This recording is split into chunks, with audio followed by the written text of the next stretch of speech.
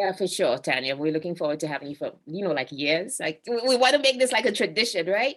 You I know, think that's going to be so exciting. yeah, I think we need this kind of thing. And that's why I wanted to do this second interview with you as well. Because when we did the first one, when we were preparing for To All the Girls, we were a couple months into COVID from March, and we did the interview in October Wow. Yeah. 2020. Yeah. Yes. Yes. Wow.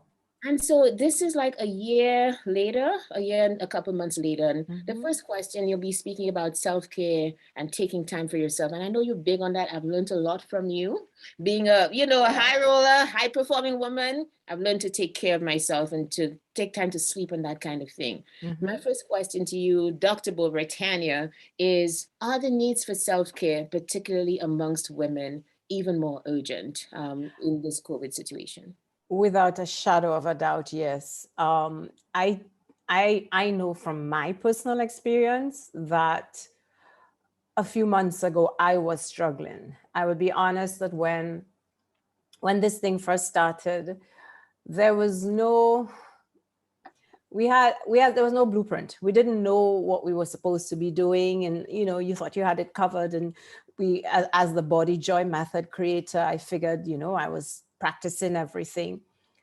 But then after a while, I realized that I was struggling. And towards the end of last year, I was struggling in particular because one, we didn't know if we were going to get vaccines.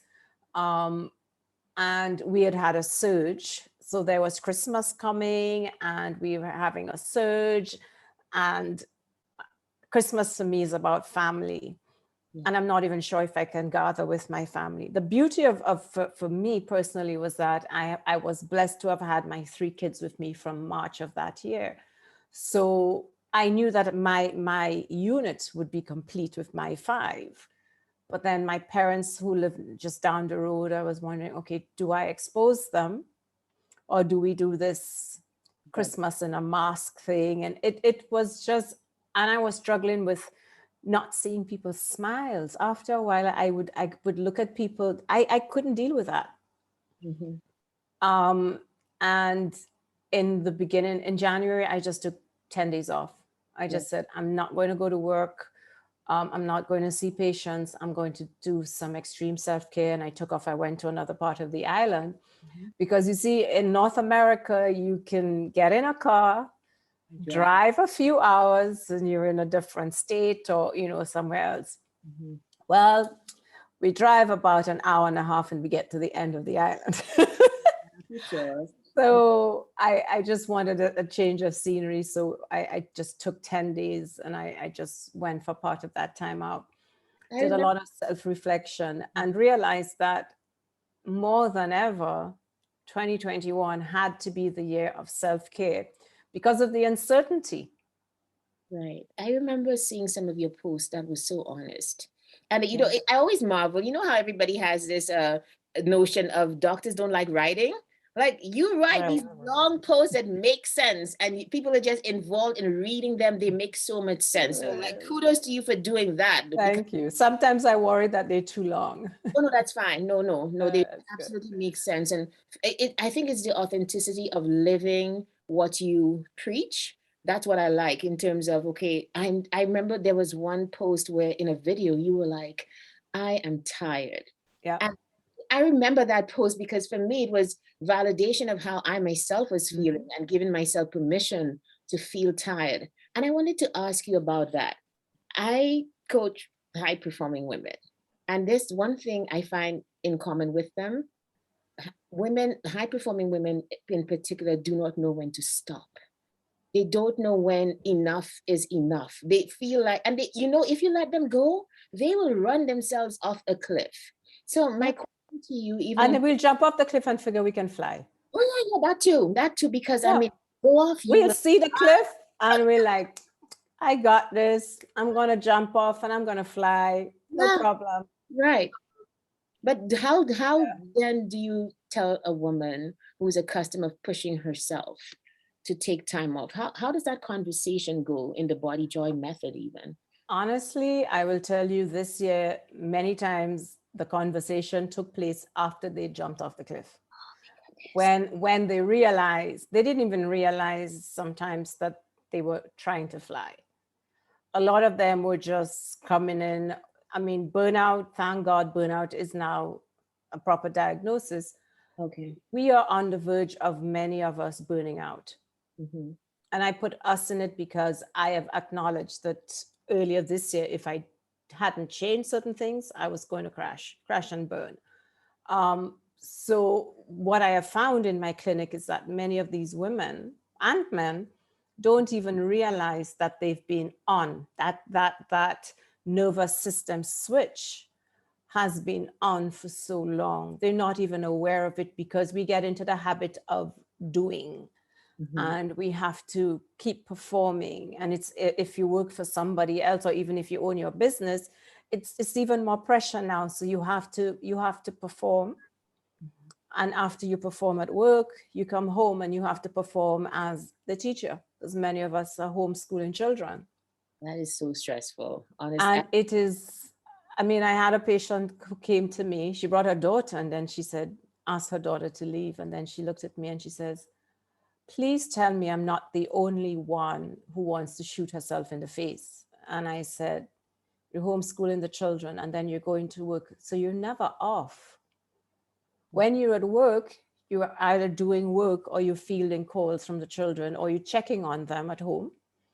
Then when you go home, you may carry some work from the office, but then you still have to be checking on, if you're one of those, mothers who want to make sure they did their work. And so depending on the age of the child. And I'm seeing that with my staff. I'm seeing that with some of my colleagues. It's a lot. Yes, it is. And I don't even know what the answer is, though, Lisa. I hear you, and which is why the thing that I wanted to next ask was, in spite of not having solutions to the current situation for many women and men, as you rightly said, what is some practical ways for self-care? Can I ask you, what are your ways for taking time off and kicking back, putting your feet up? Because I feel like it's almost like we need validation to take time off. And that's one of the things I wanted to do with this conference, to say, hey, you better stop, take time for yourself. It's okay Mhm. to do that. And here are some practical ways to do so. Okay, so it's really following the pillars of the body joy method, where I nurture your body, your mind, and your soul. And I do watch what I eat. Now I can tell you, I in the lockdown, I was comfort eating. There was Everybody. nothing else to do. I had, there's this snack, I think by Cheerios or Doritos. It has munchies, it has Doritos Yeah. and Sun Chips. And so Yeah. for some reason, somebody had said that they were snacking on Cheetos. And I was like, Cheetos? And then I thought, oh, munchies. And Munchies. my That's it. munchies has Cheetos and Doritos and all of these. And I would get this craving for that like 10 o'clock at night. And I gave it, and I tried to just put them in a little, like, portion it. I Uh-huh. gave up after that. I was just eating. Ice cream. Right. Can you remember one time, I think it was last year, I had posted something about sugar cookies. I was having a little craving for sugar. Yes, And yes. I will never forget, you put under the post, like, it's okay. Give Get yourself your cookies. Yeah. No, eat the cookies. Eat the cookies. eat the cookies. Because I realized then that that was my way of coping. But I balanced it out by 80%. Well, I usually tell my patients 80-20. 80% of the time, eat as clean as you can, whole unprocessed food. I fell down to about 60% clean eating. Mm-hmm. And I just stopped feeling guilty, because I knew that by trying so hard to follow this 80-20 for me was added pressure.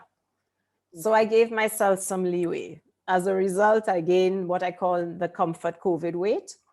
He has a And name for it. yeah, it's there, it's comfort COVID weight. But I exercise. That for me was a non-negotiable. Mm-hmm. Through everything, I'm blessed because I gave myself a gift of outfitting a home gym for myself 13 years ago. Okay, So great. I've slowly added things to it as needed. So I have no excuse. Whatever time of day or night I have, I can get into the gym. So And exercise was consistent for me. okay, you're a cross trainer. You like cross training, right? I do everything, whatever I feel like doing that Okay. day. I spin, I do elliptical. At one point, I was going out on a Sunday and running until my back decided it wasn't going to cooperate. Mhm. But I do weights, I do Pilates, I do yoga, and I tune into myself to say what I want. So this morning I got up and I would ordinarily do spinning and then a heavy weights, but it just didn't feel right. So I did the spin and I just modified my weights. I did that. I made sure I drank enough water because we have to be careful. Having the masks, especially in offices where you want to protect yourself, you don't pull it down to drink water. So many of us are actually dehydrated. Oh, wow. Oh my goodness. I didn't even think of that. Think of it. And I know I saw it with myself. Mm, Usually you'll be talking to a patient and I'd, take some water, but I have to keep my mask on. So my only time to pull it down safely is when there's nobody in the office and I'm alone, I can pull it down. But then you're busy doing other things, I might forget. And when you acknowledge that you're thirsty, there's a patient and you can't pull it down.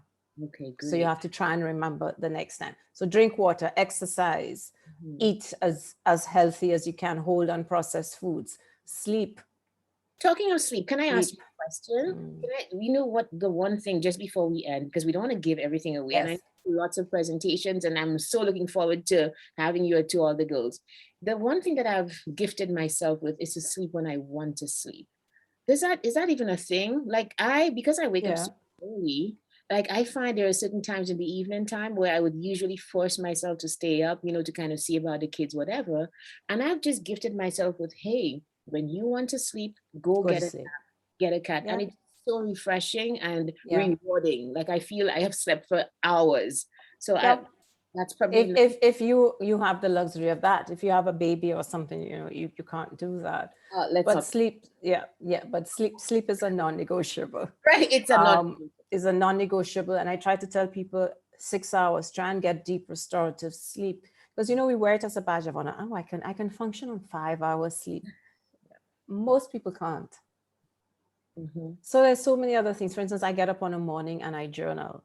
mhm. That for me was I go out and I sit on my balcony and watch the sunrise. I pray, I meditate, I journal.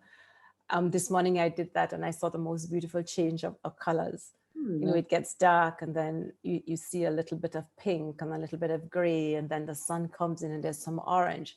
And I thought, wow, I haven't done that in a while, because I just get up whenever my body gets up now. But sleep was an issue for me and still is, because if you're on the verge of burning out, you'll find that you may fall asleep well, but by 2, 3 o'clock, you're wide awake. Oh, and you'd think it would be the opposite, at least the No, layman. No. most of them can sleep. It depends on what the cortisol is doing in your body because of the stress. So the most of people will fall asleep, but then because everything is out of whack, hormonally and otherwise, you'll get up at 2, 3 o'clock. And I asked them, so tell me, how many problems do you solve at 3 in the morning? And they just look at me and I know I got them. I don't ask if you get up, I just ask how many problems do you solve? Because in my time before I knew better, I would solve problems like, you know, I Yeah. solved the problems of the world. I would have entire meetings at 3 in the morning in my head. You probably make me feel guilty or something.